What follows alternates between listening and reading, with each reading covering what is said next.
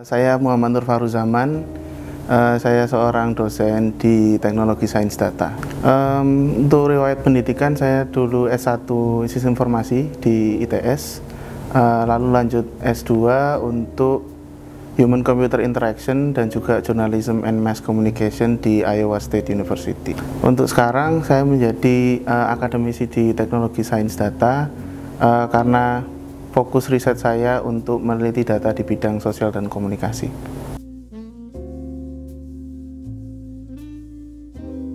Oke, jadi di ilmu sains data itu sebenarnya gabungan dari beberapa ilmu, makanya bisa disebut juga ilmu yang multidisiplin ataupun interdisiplin.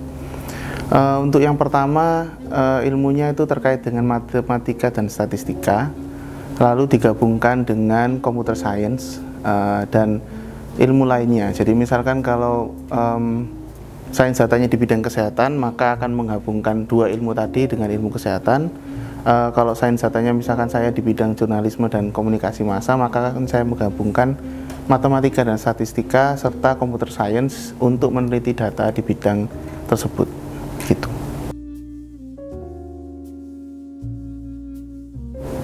Untuk penerapannya sebenarnya banyak sekali ya. Kalau yang paling kelihatan sekarang mungkin untuk pemetaan pandemi, khususnya kemarin waktu pandemi COVID, itu ada beberapa rekan-rekan dari konsorsium yang membuat semacam dashboard pemetaan pandemi, terus mereka bisa tracking, mereka bisa mengisolasi suatu daerah, dan itu hanya berdasarkan data, dan mereka bisa memvisualisasikan ke dalam peta yang interaktif. Itu salah satu mungkin pengaplikasian di masyarakat. Untuk selain itu sebenarnya di sehari-harian kita juga sudah terpapar dengan banyaknya pengaplikasian ilmu sains data, khususnya ketika misalkan kita sedang scrolling TikTok, terus kita akan melihat sesuatu yang relevan dengan kita, ataupun kita sedang main Google, terus tiba-tiba ada iklan yang iklan itu produknya benar-benar kita mau. Itu sebenarnya juga salah satu pengaplikasian ilmu sains data sih.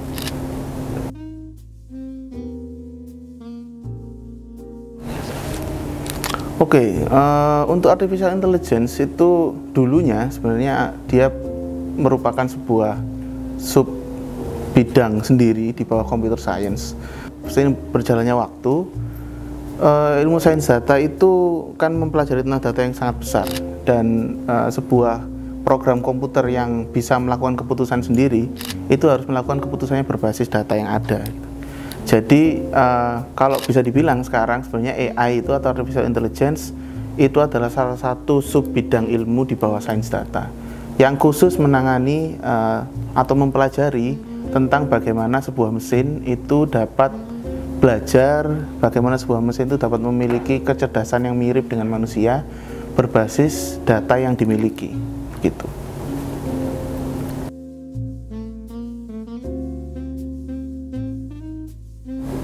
Oke, jadi ChatGPT itu sebenarnya produk ya, sebuah produk dari yang kita bilang large language models, gitu ya. Jadi large language models itu sebenarnya adalah sebuah model sains data berbasis sains data, yang mana model tersebut itu dilatihkan atau diberikan seluruh teks yang ada di internet.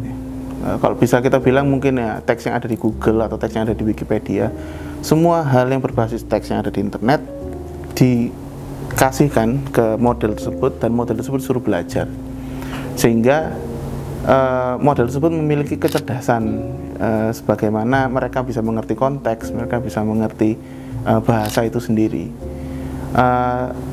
yang mana potensinya benar-benar besar sekali gitu ya. Potensinya bisa kemana-mana. Dia bisa disuruh misalkan untuk mendiagnosis penyakit, misalkan dia bisa disuruh untuk menghakimi orang, dia juga bisa disuruh misalkan untuk membuat program komputer gitu, karena dia sudah punya knowledge-nya dari internet itu tadi. Namun resikonya pun juga besar ya, karena model tadi itu masih sulit untuk dijelaskan gitu ya. Bahasanya itu tidak explainable, sehingga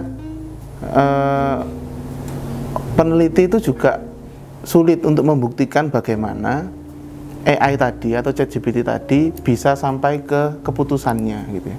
Jadi tidak ada logical reasoning di balik hal tersebut, dan ChatGPT hanya mengenerate teks tadi berdasarkan probabilitas teks yang ada di database-nya dia gitu. Karena dia sudah belajar seluruh database yang ada di internet gitu. Jadi resikonya pun juga sangat besar, apalagi kalau disalahgunakan. Untuk menggunakannya secara bijak ya, menurut saya adalah kita harus taking responsibility dalam menggunakan hal tersebut. Karena sebuah AI itu tidak memiliki akuntabilitas gitu ya. Dia hanya memiliki basis data yang besar, tapi ketika dia menggenerate sebuah teks dan eventually membuat sebuah keputusan yang akan kita ambil itu merupakan tanggung jawab kita sendiri sebagai pengguna gitu ya. Jadi kita juga sebenarnya harus responsible, kita juga harus menganggap bahwa ChatGPT tadi atau AI tadi itu hanyalah sebuah tool yang dibuat oleh manusia dan tidak perfect gitu ya, meskipun seemingly perfect gitu.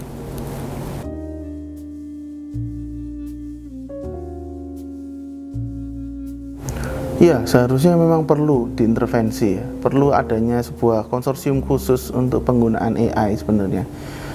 Karena kalau di Eropa, di Uni Eropa itu mereka sudah punya semacam konsorsium untuk pengendalian AI. Dalam artian pengendalian ini adalah bagaimana orang itu boleh menggunakan AI, tapi dalam batasan-batasan tertentu. Misalkan batasan-batasan ini adalah sesuatu atau pengambilan keputusan yang tidak melibatkan nyawanya orang gitu. Dan Uni Eropa itu sudah punya buku khusus ethical guidelines untuk penggunaan AI. Jadi seharusnya Indonesia juga mulai melirik ke hal tersebut sebelum AI itu bisa menjadi sebuah senjata yang mematikan ya. Dalam artian orang itu akan menggunakan AI dengan careless, dengan tidak bertanggung jawab, dan akhirnya bisa berefek pada masyarakat secara keseluruhan gitu. Mungkin kalau saya bisa cerita lagi, mungkin pada saat Genus itu ada. Jadi Genus itu kan sebenarnya berbasis AI. Genus itu berbasis AI yang mana alatnya itu mengekstrak volatile compound dari nafasnya orang, terus dianalisis menggunakan AI, menggunakan model machine learning, dan mesin tadi memutuskan apakah orang tersebut COVID atau tidak COVID nih.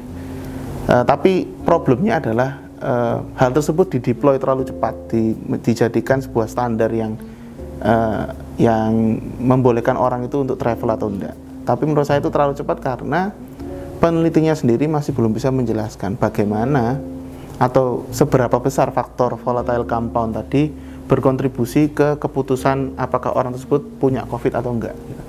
Sehingga responsibility-nya juga dipertanyakan gitu, karena dia sendiri tidak bisa menjelaskan atau dia sendiri tidak bisa membuat explainable AI dari genus tadi yang digunakan untuk mendeteksi COVID tadi gitu.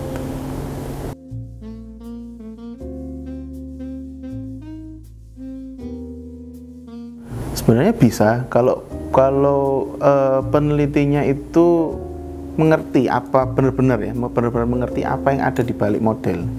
Cuman permasalahannya adalah peneliti sekarang itu kalau dalam konteks riset AI itu lebih mengejar akurasi, lebih mengejar performa dibandingkan explainability-nya gitu. Karena model yang semakin akurat itu explainability-nya semakin berkurang gitu. Makanya sekarang juga ada sebuah cabang riset baru yang mana mereka fokusnya ke explainable AI gitu.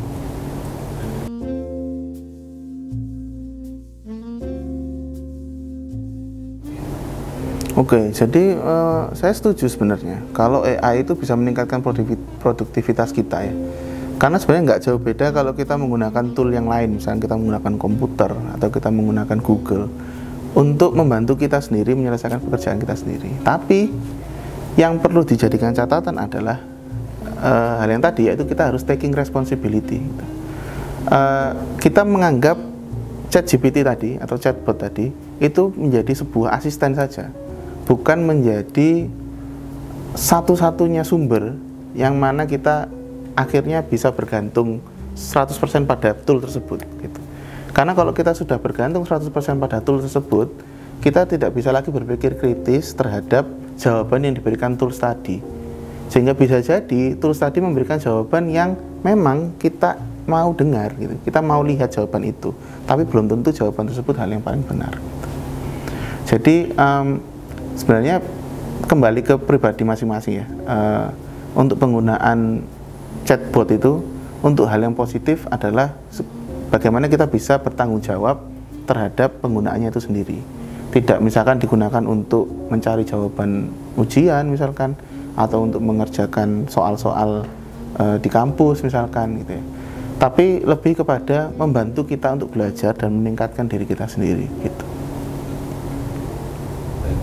Oke, jadi untuk teman-teman yang mau studi di bidang AI, khususnya mungkin sains data ya, itu bisa mendaftar di Fakultas Teknologi Maju dan Multidisiplin. Jurusannya kita sebenarnya ada 2 yang berfokus ke AI ya. Kalau untuk satu yang jurusan yang saya ajar yaitu teknologi sains data gitu, itu secara keseluruhan, jadi nggak cuma AI, karena AI hanyalah salah satu fokus gitu. Ada satu lagi jurusan yang bernama teknik robotika dan kecerdasan buatan. Itu memang fokusnya di robotikanya sendiri dan bagaimana kita bisa menanamkan sebuah model AI ke dalam robot gitu.